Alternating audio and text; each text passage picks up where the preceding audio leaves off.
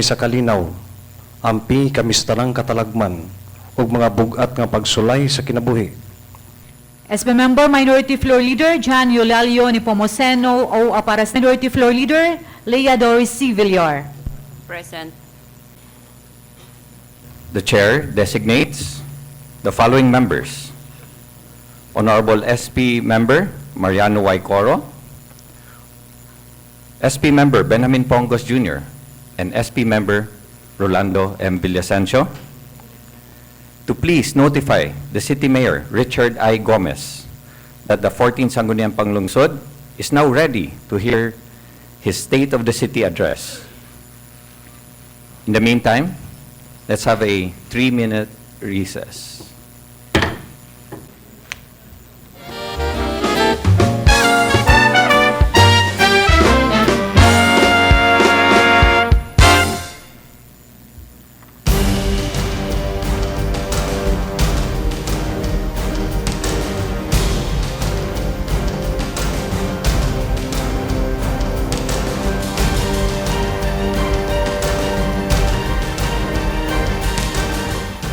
Honorable members of the 14th Sangguniang Panglungsod, ladies and gentlemen, we have now the City Mayor, Richard I. Gomez, to deliver his State of the City address.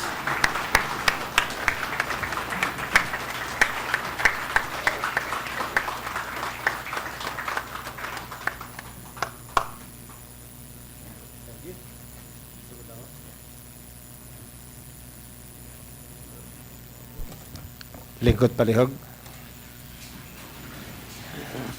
Mayong buntag sa tanan. Akong pagtawad ug pagyukbo sa atong Congresswoman Lucy Torres Gomez.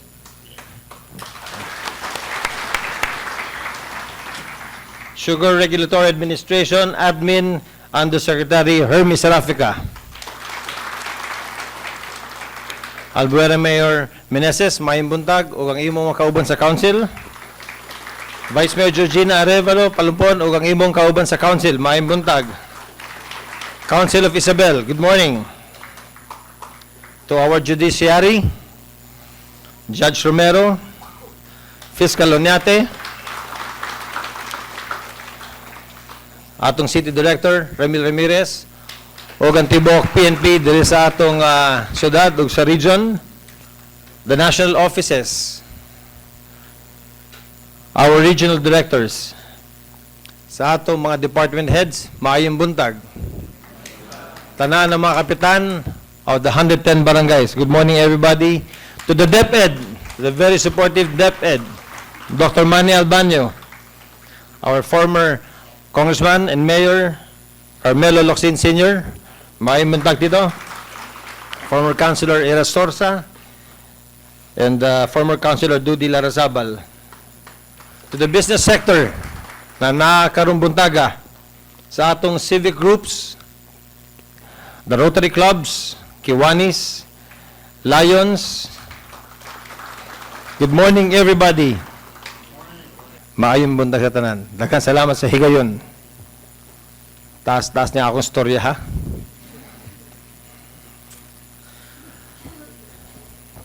On June 30, ako lang muna tantangon para relax lang tayo. On June 30, during my inaugural speech at the Ormoc Superdome, I stood before all of you, our supporters and constituents, to give you my 12-point agenda of governance. These were priorities I identified together with my hardworking Ormoc development team. Pakpakan nato sila. As areas where we wanted to improve so that Ormocanans will experience inclusive growth, so that each and every Ormocanon, given the right opportunities, will have the chance to improve their lives. I called our aspiration, #GetOrmoc Moving Again. Now, 1 year and 3 months later, it is my honor to report to all of you what we have achieved since my first day in office. I know that one of the reasons why you voted for me and the ODT into office was the hope that it will be our group who will bring back peace and order into our city. And I'm proud to report to you that I have not failed you in that regard. According to Ormoc City Police Office Director Senior Superintendent Ramil Ramirez, whom I handpicked because I believe in his capability to enforce our laws, our crime rate has dropped so much that some media men are already complaining. Wala sila makuwang news dire sa Ormoc kay wala na'y crime, wala na'y criminality. Yes, it may be a joke, but it is totally true. In statistics that we got from his office, these are the facts and figures. In a comparative analysis of the same period, January to August of last year, and 2017, ang atong index crime has dropped from 685 cases to 523 in the same period, a difference of 162 crime incidents. Ang atong non-index crime dropped from 300 below, but there is nothing to be worried about because that simply means our policemen are working very hard. Index crimes are serious crimes like murder, homicide, robbery, and theft, while non-index crimes are incidents recorded to police blotters like service of warrants, arrest of wanted people, and even recovery of stolen items. Having explained that, let's look at more numbers.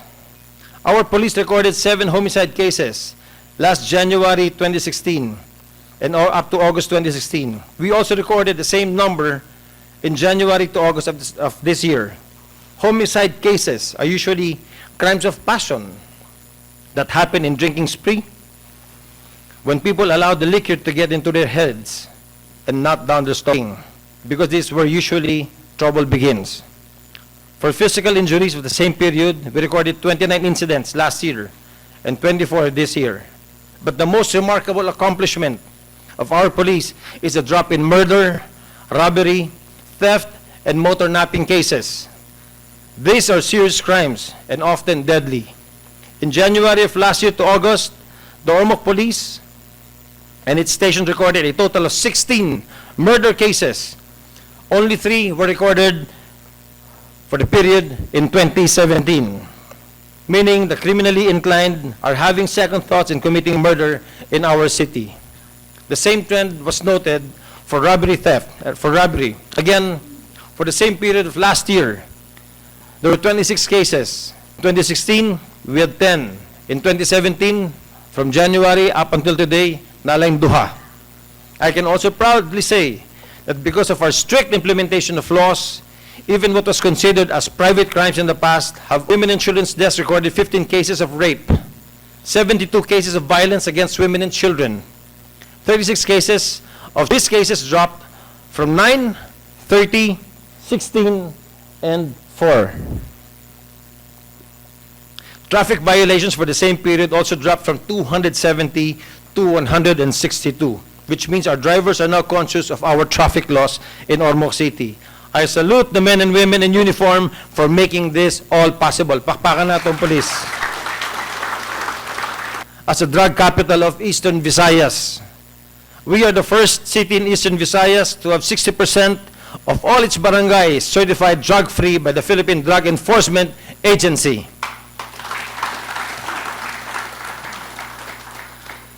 On my first week of office, more than 1,000 drug users, dealers, even drug lords surrendered to us.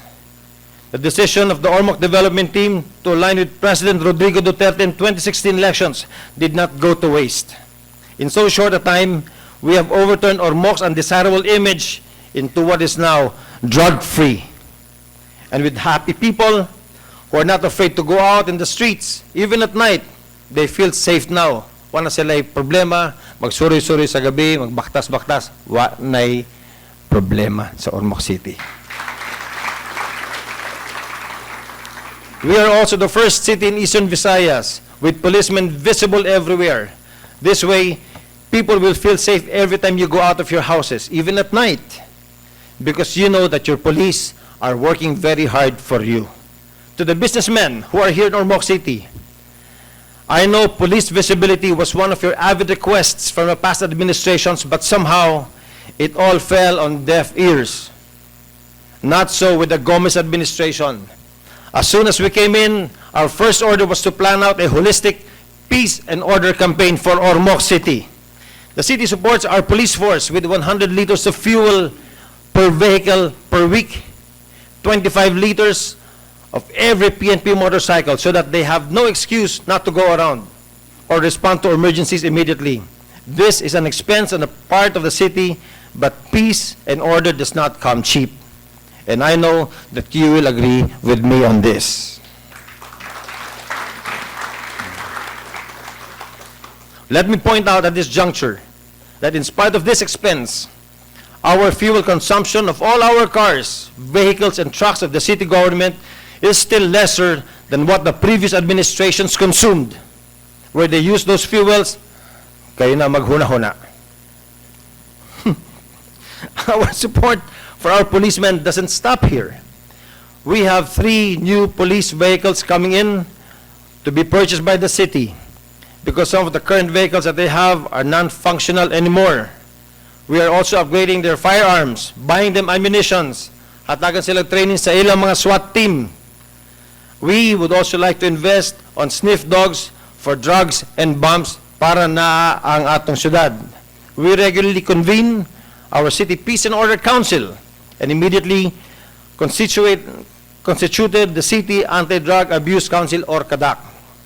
This way, we are updated of our peace and order situation, and if there are external and internal threats, we will find out and we will know right away. We are also having all 1,641 streetlights in the city replaced with LED streetlights, which will not only be brighter but cost efficient, having well-lit streets to deter crime. The replaced streetlights will then be given to our barangay. So atong mga barangay kapitan na nakarumbuntaga, kanang mga matangtang nato diri sa syudad, ato ihatag sa inyong barangay para na may suga sa inyong mga kalsada. I'm also proud to announce to you that the replacement of streetlights only cost the city 21 million pesos.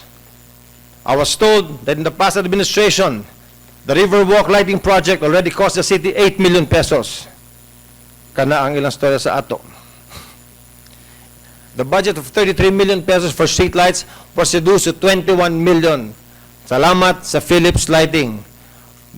Well-known brand all over the world, sila ang magbutang sugat dito sa atong syudad.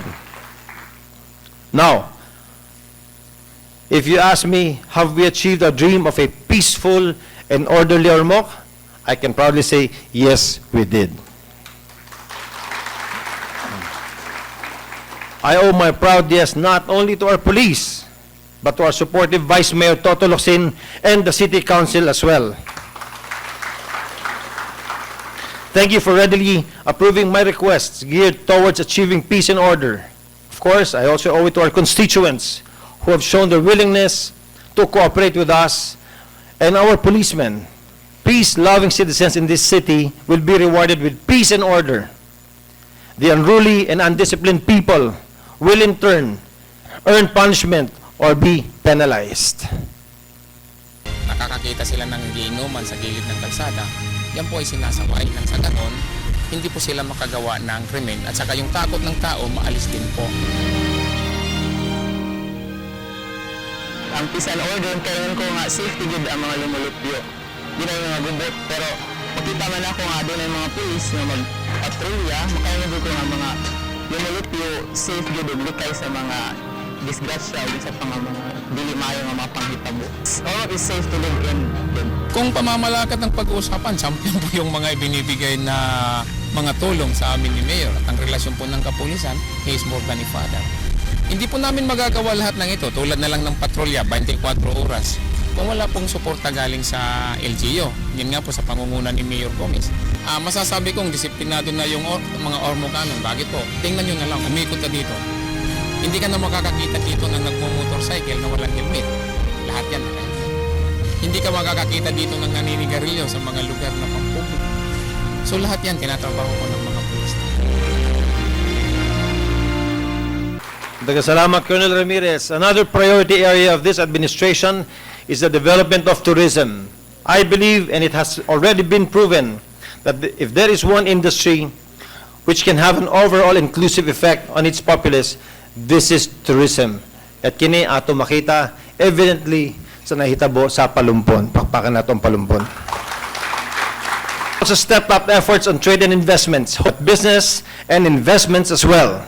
Having put our peace and order programs in place, we have embarked on schemes to immediately attract tourists into our city. When we say tourists, we just don't mean visitors from outside. This includes our residents, who in the past were no longer going out of their homes to enjoy the city's sights and sceneries because of a deteriorated peace and order situation. We made quick fixes on our city plaza, which most Ormocanos have fond memories of, because it was converted into a 9 million hot concrete park that it had become. I personally supervised the taking off of the concrete flooring underneath the swings and jungle bars, which were unsafe for children. I had it replaced with sand, a simple thing that a lot of parents appreciated. Karon, makadawa ng mga bata, kung mahulog sila, wanay semento. Bas na lang.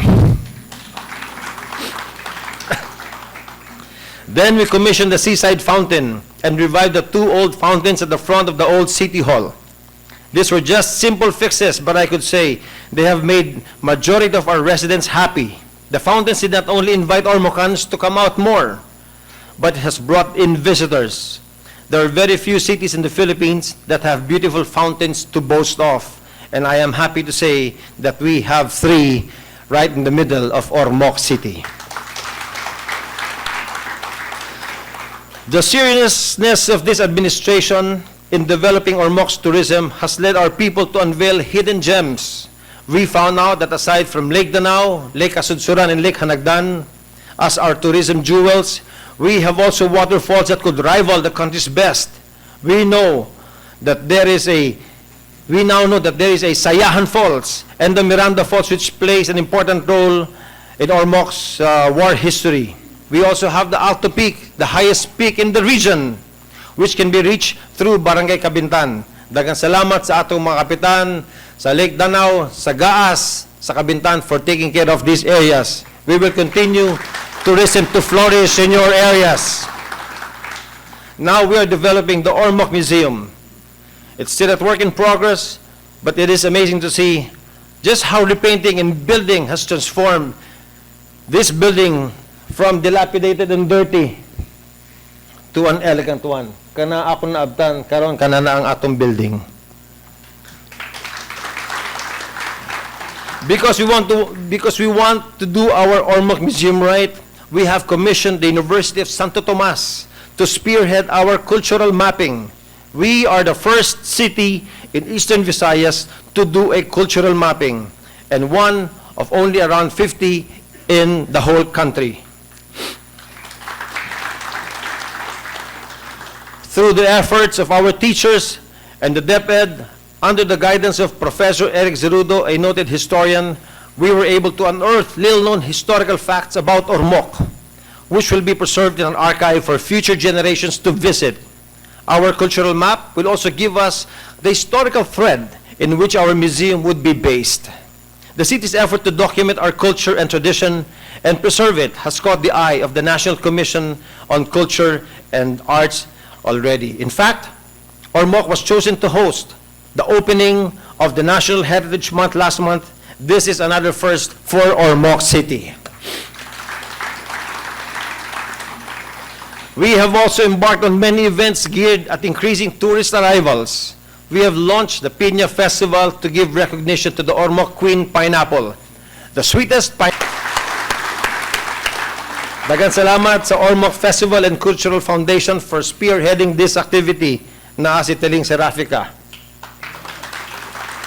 And conventions. One of the most successful was the Visayas Area Business Conference, which brought more than 500 businessmen from all over Visayas to Ormoc City and putting us in the radar of the country's biggest businesses. It was by far the most well-attended of all the VABC ever held. Why? Because we have to put Ormoc on the map, and they want to see what is in this beautiful city. We have also larger conventions redounding to more people spending for food, staying in our hotels and inns, and riding and using our public transport. We have also our sports tourism program. We have had football, frisbee, basketball competitions, daghan, and the last one was a National Archery Cup. I know our local populace is already feeling the effect and benefits of these events. Kaya atong mga tricycle driver, nag-ingon sila, nagsaka na ang ilang ganansa. Our food park, restaurants, and hotels have also reported increase in patrons frequenting them. Karon, pirmi ng puno ang atong mga hotels. Specific flights from Cebu or Moc and vice versa. The number of trips of various fast crafts have increased. Supercats has increased, Wisam has increased, Ocean Jet as well. To go also made known its intentions to include Ormoc in its skip trips.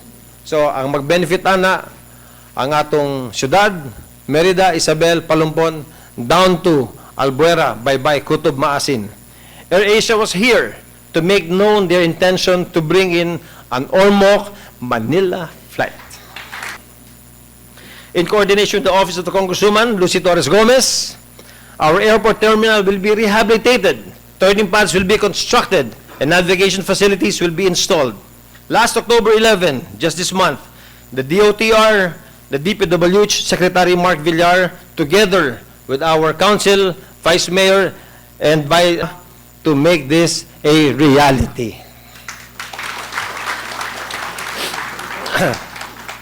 Again, I would like to back up our claim of increased visitors with our tourism statistics. From data gathered by our tourism office, our tourist arrivals in 2014 was only 57,000 and 61,000 in 2015. The 2015 figure was more than doubled to 128,000 in 2016, with most of the visitors coming in on the last half of the year. We don't have the final figures yet for this year in 2017, but our tourists have already hit 96,000 visitors. Imagine if these 96,000 visitors will spend an average of only 2,000 each during their visit here. That would already sum up to about 192 million circulating in Ormoc City in just 4 months. Yes, our tourism program may have suffered a momentary setback with the July 6 earthquake, damaging ang atong mga kalsada, ang atong Lake Danao, Kabintan o Gaas. But we are confident, balik ta, and things will be better than ever before. Of course, atabang sa atong Congresswoman Lucy, who also chairs the House Committee on Tourism, we will continue to develop Lake Danao as our tourist destination. On the planning board is a floating jetty, parking lot, reception area, and restaurants. We will continue to beautify our plaza. We will put up beautiful lampposts to give it a more classy and pleasant look. The Ormoc Museum. So this week, magsugod na ang GSD sa pag-install nila sa bago ng mga lamppost sa atong syudad. Haman GSD. Ha? Paspasan ninyo, ha? The Ormoc Museum will also be installed with outdoor lamps, indoor lightings, and new windows. Our Ormoc Museum will not just be a showroom of artifacts. It will be a real museum that would tell us Ormoc's interesting and intriguing history through the years. It will also be an art museum. We will give chance to our artists, our local artists, not just in Ormoc, but for the whole 4th District and the whole of Leyte, can display, exhibit their artworks in our museum.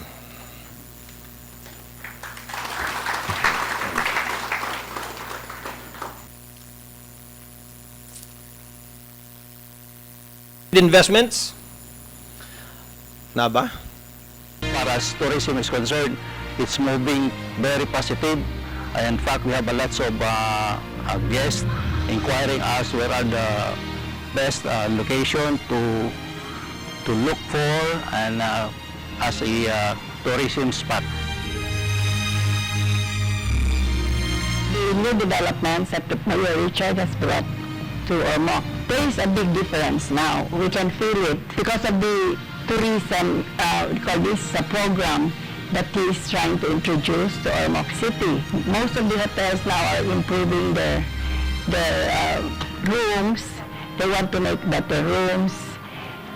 Then we are also improving our number of rooms because we noticed that during the Piña Festival, we are all fully booked. We are very proud as part of the business industry also here in the city because we are promoting the economic situation of the city by adding more local clientele, especially for having the seminars, here in the city itself, in Ormoc City. As president of the Chamber or Ormoc Chamber of Commerce and Industry, I've seen a lot of improvements, especially on the support as LGU din sa Ormoc Chamber of Commerce and Industry as an industry as a whole.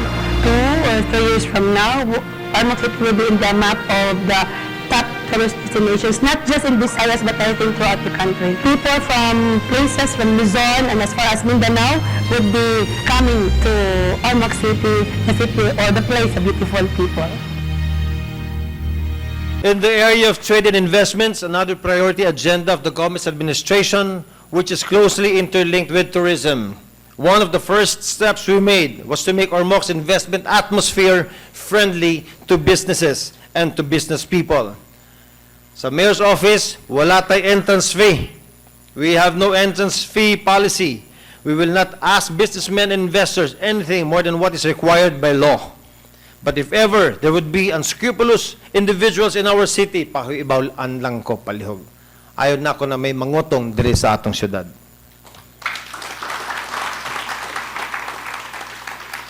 We will also actively pursue the market of Ormoc's business potentials. With the help of our City Council, one of the early legislations they passed was to update our local investments code, a very important piece of legislation if we wish to attract investments. With much prodding, we mobilized our City Planning Office to update our CLUP or our City Land Use Plan. The CLUP is supposed to be the city's Bible in its development directions. Sadly, before I came in, the CLUP just gathered dust after the city paid millions for it in the past. Now, it has been updated by the planning department. It has been updated and is already with the HLURB for approval. Hapit na ni Mahuman. Thank you so much, the planning department. Once this will be approved, we can guide Ormoc's future progress and expansions by referring to the CLUP. Together with our city council, we also went out of our way to invite prospective businesses to give our city a look. Our legal counsel, Attorney Jasper Lucero, personally invited the president of USJR to take a second look at Ormoc City so that they can revive their plans to put up a university right here in Ormoc City. They immediately came, and we are hopeful that they would be putting up a university in Ormoc City in Bantige as soon as possible. Big businesses have also started coming in. On October 27, Mandawi Foam, one of the country's biggest furniture and bed makers, will be opening up their store. It is notable that the Ormoc branch is their largest outside of Cebu, even bigger than their branch in Tacloban. 2 big shopping malls are coming up, Robinson and SM. And third player, Double Dragon, have already bought a property right here in Cogon. And it's just a matter of time that they will also be putting up a city mall right here in Ormoc City. While 2 malls are still in construction phase, we can already feel the impact to our community, to our economy. Laborers, especially masons and carpenters, are in high demand right now. Hardwares and sand and gravel suppliers are also making a killing. Their presence is also enticing other related businesses to come in the city. They have also begun the process of hiring young professionals to manage the malls, their stores, while locators are on the lookout for qualified personnel. Because of this construction, there is a huge demand for laborers that our planters are even complaining that they don't have sakadas anymore. Nahurot na ang tagbas sa mga tubo. However, this is not bad news because the lack of manpower for farmhands, there will be a rise in Pacquiao labor. That's one, which relates to higher pay for the Pacquiao workers. It will also pave the way to the mechanization of our farmlands, which will redound to more efficient farming systems, hence quicker ROI for our farmers.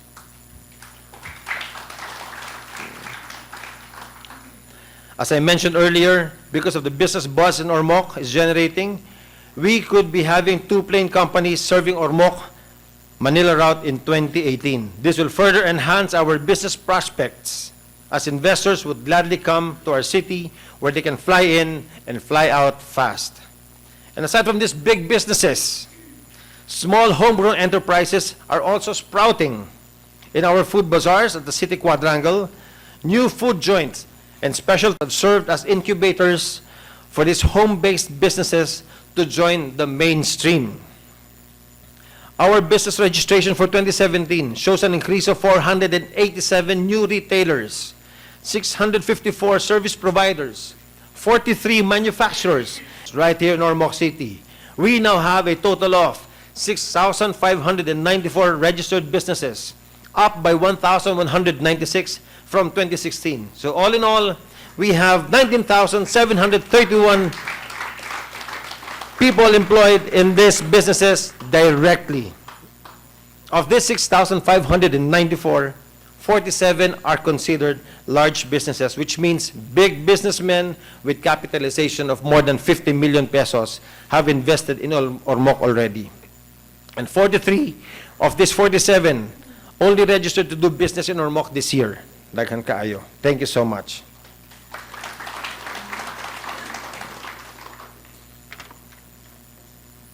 We are still on our third quarter for 2017. We have already collected 80 million pesos. By the end of the year, we would be able to collect almost 100 million. This is a 20 million peso more than what was collected, 9 million. In fact, our collection this September is 80 million, already higher than last year's total collection. Education and manpower. Education and manpower development. I was a working student. I worked at McDonald's so I can put myself to school. The benefits of education are generational. If a society is highly educated, the chances that poverty incidence is lowered becomes a reality. Let's take the family of Councilor Bennett Pongos as an example. Apil ka dire. Pakakaiba, no? Ikaroon lang ka nakaabot. Bakasyon man ka. Their great-great-grandfather, Sixto, was a fisherman. Just like any other parent, his dream was to send his children to school and managed to have them all educated. Their children's children and great-grandchildren are now doctors, lawyers, accountants, writers, and politicians. All have better lives because their great-great-grandfather wanted more for his children. And he got that by making sure that they were all educated. Pakpakan nato sila. Here in Ormoc, through the Special Education Fund, we have institutionalized a full scholarship program to ensure that it is insulated from politics. Councilor Nolito Kilang authored the City Scholarship Ordinance, which provides a tuition assistance, 2,000 book allowance, 2,000 monthly allowance, and 3,000 graduation gift. And all we ask is 0.0. Daghang salamat. For City Scholars, we're hoping that next year, mosaka pa ni. So please, inaan nyo mga bata sa inyong balay, apply diri sa syudad. Kay daghang kwartang syudad for their city scholarships sa ilang academics. Okay? This number will increase next year because of the free tuition-free fee for all of the Duterte administration. The savings we get from free tuition, we will use for more scholarships for next year and the years to come. We will also have more scholars through our athletic scholarships. Councilor Vincent Rama is already working on the ordinance. This is to give chance to our young people to get a college education through their love for sports. Since this is not an academic scholarship, all we ask of them is to maintain a passing grade and play well for their schools. We will support these athletes from the time they start in school and train for their sports. In fact, because of the all-out support of the city government to our athletes during the last Evraa, our athletes grabbed 84 golds and placed second overall. Pakpakan na to ang DepEd. Na second lang ta. Our challenge for DepEd is for them to now become the 2017 Evraa champion, and I believe we can do that. We also, since my term started, we have already trained 485 people in TESDA. Courses on welding, automotive, and even massage. 483 of them have been assessed. and 455 got their certificates. 177 are now employed. Next year, we will be offering automotive NC2 courses, gas, tungsten arc welding, and small engine motorcycle NC2. We have also supported the studies of elementary, high school, and college students through our City Social Welfare and Development Office's Educational Assistance Program.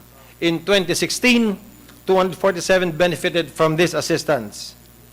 From January to June of this year, 270 benefited from the same program, and they were receiving because I felt their allowances were not enough. The elementary students are now getting 800 from 400. High school from 1,500 to 750. College students to 4,000 from 2,000. So we spent total of only 484,000 for these people. We love our teachers too, recognizing their roles in taking care of our children, teaching them to hone them to become responsible and learned citizens of the city. Their city allowance to 1,000 per month from 500 pesos. For more than a decade, they've been receiving 500 pesos only. It is sad to note, however, that we cannot give the same allowance to our non-teaching personnel because of COA ruling. No, no. LGU in the region and one of 22 in the country to have a youth development office. The Youth Development Office takes care of programs geared at encouraging our youth to take an active role in the city's development, including the out of school. Much as we would want them to be in school, there are just circumstances beyond our control. But we also believe that given the attention and right programs, they can also become productive citizens of Ormoc City. Now, our challenge to our Youth Development Office and its officer, headed by J. Gaspar, is to come up with a holistic and inclusive program that would channel the boundless energy of our young ones to positive deeds. Where's J. Gaspar?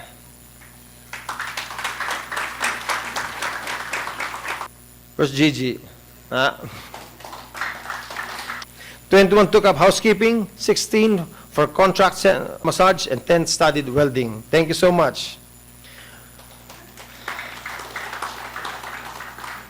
We have also institutionalized our Public Employment and Service Office, headed by Josephine Hermosilla. How Mrs. Josephine? Pin? The PESO is now an office and not just a designated personnel. Aside from hosting job fairs, we are moving towards creating a manpower database which would help locals and investors find the right people to find the right jobs. If you want to find a plumber beside near you, all you have to do is call our PESO officer and ask for their contact details. Siya na ang bahala, mangita para ninyo. Josephine Hermosilla reported that 8 months after PESO was institutionalized, they were able to facilitate the employment of 395 job seekers. 231 were hired locally, while 106 students during summer were also hired under the SPES. The PESO also acts as an 121 families to avail of the earthquake cash assistance, totaling to 10,700,000. More importantly, our PESO here was instrumental in the return of one maltreated OFW from Saudi Arabia. On Saturday, this coming Saturday, our PESO and our DOLE, Ms. Viñas, will have a jobs fair right here in Ormoc City. We will have an available 14,000 jobs available for Ormoc City.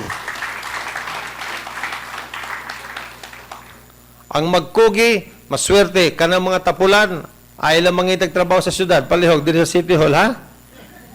Ayaw namon tapulan dire. There are 14,000 jobs available, so mag-apply na mo, andam na mo.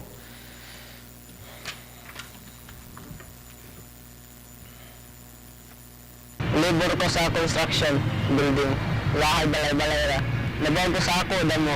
At tabang-tabang ako gamay kay hilot man ako sa papa. Karon nga aton na si Richard Gomez na ang mayor nato, dako kay siya gikatabang kay sa una nga sa mga batanon pa dagan kay mga drugs na niya tungod niya nabago ang ubang uban mga batanon. So kad paglingkod ni Richard as mayor, ako nakita nga Ni focus siya sa mga youth, magitagan niya daghan tournaments para ma-develop, ma-enhance ang ilang skills towards sports. Salamat, Mayor, Vice Mayor, o sa atong napuka konsehales. Padayon sa kauswagan o padayon sa paglambo. During give birth outside the Curva Health Center. It was the eve of Election Day in 2016. I pledge to you that this would never happen on my term. I will put the health and welfare of Ormocanons among the priorities because no Ormocanons should suffer that indignity, all because the midwives did not report as they were being used during the last elections. A billionaire city, we had the highest malnutrition rate in the whole region. I could not fathom why a city as rich as Ormoc. We also have high maternal and infant mortality, which is a sad thing because no woman should die giving birth and no child should be deprived of the chance to live. We also had a huge problem of the lack of water-sealed comfort rooms in 10,000 households all over Ormoc, and the dirt was already affecting our waters. So together with Councilor Mayong Rodriguez, we embarked on schemes to address Ormoc's pressing health problems. Councilor Rodriguez immediately authored and passed the Maternity Care Incentive Package Ordinance, which is aimed at elimination of maternal and infancy deaths because we believe that nobody should die giving birth in Ormoc City. The MCIP puts incentives in place so that mothers in our barrios will go to our district centers for their prenatal and of course, to give birth. There are also incentives for our health workers so that elections or no elections, they will report to the health centers religiously. However, before the MCIP could be implemented, the Department of Health will have to repair our district centers to conform with DOH standards. As soon as they're finished, we will implement our ordinance to the hilt. But even so, we have decreased our maternal and infant mortality rate by. For maternal deaths in 2015, we had 13. In 2016, 4. For neonatal deaths in 2015, we only had 33 in 2016. Infant death is 126 in 2015, was down from 147 to 73. While we have succeeded in reducing the percentages by half, I am still not content with this. Life is precious, and we must do our best to reach zero mortality in the city, especially for our mothers and children under 5 years old. We will try to eliminate the causes of deaths like poor nutrition during pregnancy and dirty and contaminated water. That is why we have already adopted the UNICEF strategy called 1,000 Days to start nutrition from the womb. From the first time a mother gets her prenatal, our city will give them vitamins to make sure that the baby. This will continue for the next 3 years or 1,000 days. We are very hopeful that with this program, we will achieve zero maternal and infant death. We even have an ordinance regulating the operations of private birthing clinics to ensure that the mothers and their babies are safe outside of a hospital atmosphere. Regarding our nutrition program, I am also happy to report that our malnutrition prevalence for preschool children has reduced from 6.50, no longer number 1 among 7 cities in Eastern Visayas when it comes to malnutrition. And for this, we would like to thank our district health doctors, nurses, barangay nutrition scholar Navales, pakpakan nato si Dr. Navales, also has her own feeding program, which started way back in 2010. In fact, her office has just donated and downloaded 8 million pesos for this month to our CSWDO to fund more feeding programs for Ormoc City.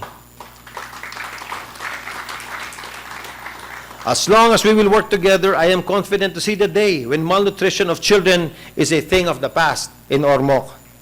We will also continue our immunization programs, both for young and senior citizens. Daghang salamat sa Rotary polio anymore in Ormoc. Zero polio sa atong syudad. Our doctors and dentists go around to teach hygiene to school children and for them to properly brush your teeth. Thank you so much to Ormoc City Dental Society.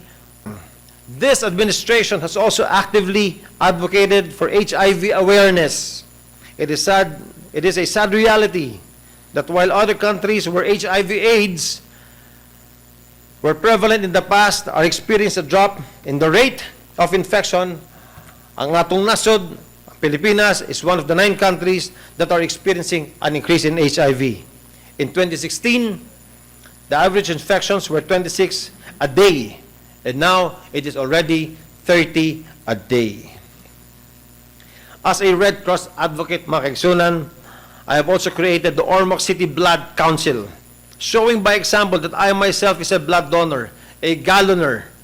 We have also encouraged people to volunteer. We have already collected 2,220 units of blood from January to June of this year, which is even more than 2,172 units collected the whole year of 2016.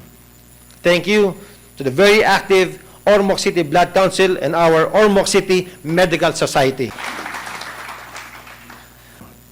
Ormoc's population growth rate at 2.67% per year is even higher than the national average.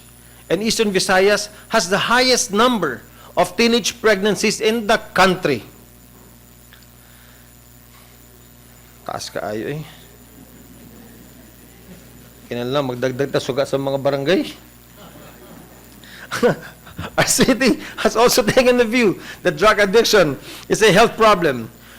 We are for helping our constituents rather than putting them down. I'm happy to report to you that just this September, 200 created from our community-based rehab program.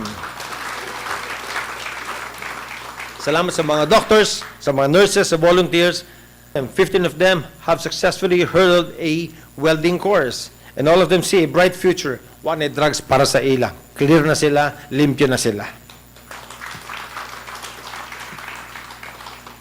There is also a growing concern on mental health. Kinsa na naigo diri sa utok. Hit by many calamities, our mental health and psychosocial support cluster in the city is already established and ready to respond during emergencies and disaster. In just 2 months after the July 6 earthquake, our psychosocial team, with partner agencies and NGOs, served about 8,329 victims, which includes teachers, students, professionals, and evacuees. We are also training some of our health people to address depression, as we note a rise in suicide cases. Mental health, for me, is just as important as being physically healthy. As I had said many times before, it is important to increase the happy quotient of our people, because a happy people are a productive people.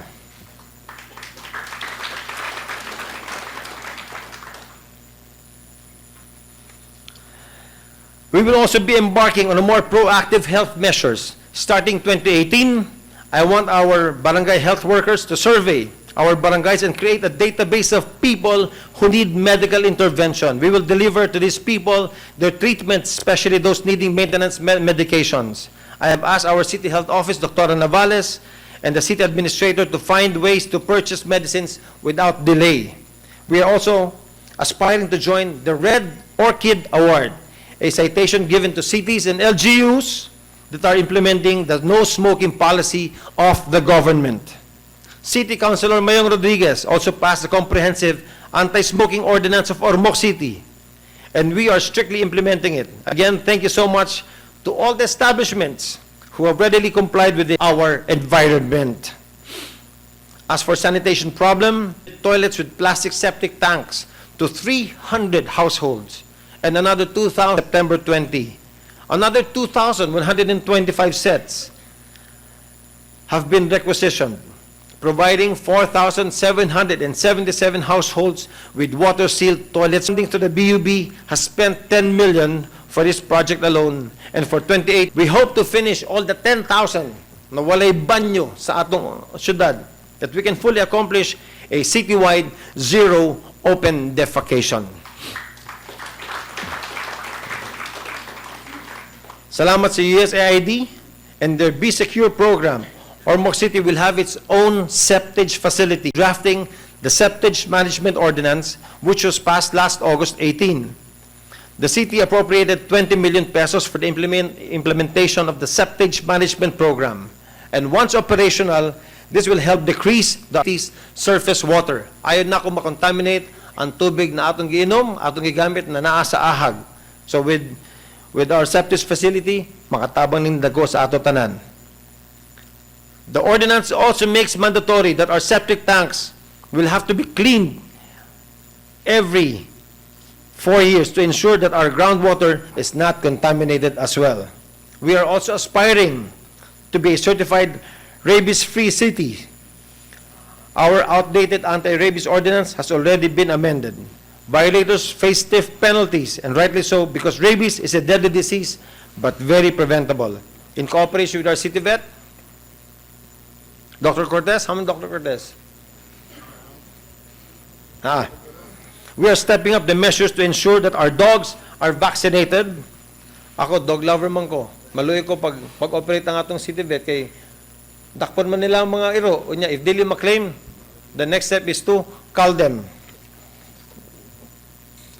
2 of our district centers have also been awarded the Exemplary Achievers Award during the Visayas Newborn Screening Awards in 2017 held at the Grand Convention Center of Cebu just this week.